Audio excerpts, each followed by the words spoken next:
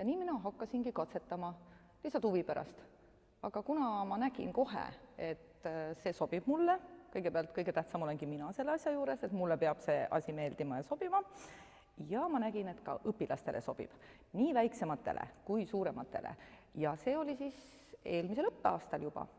Nii et 10. klassiga, sel aastal 11. klassiga olen ka aeg-ajalt seda teinud. 6., 7., 8.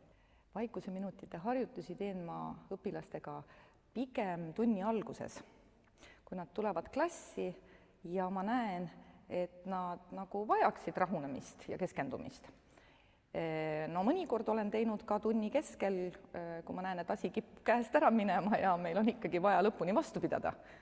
Ja muidugi mõnikord ka siis kohe lausa teadlikult olen planeerinud, et nüüd on meil raskem asi ees ja ma tean, et neile on see kasulik rahuneda ja keskenduda.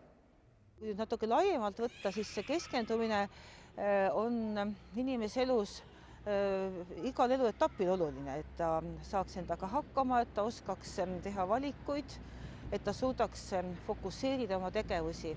Vaikuse minutid on selline hea üleminek, mis aitab siis keskenduda ühelt tegevuselt teisele. Mis see annab lapsele või inimesele, täiskasvanule on see ka kasulik.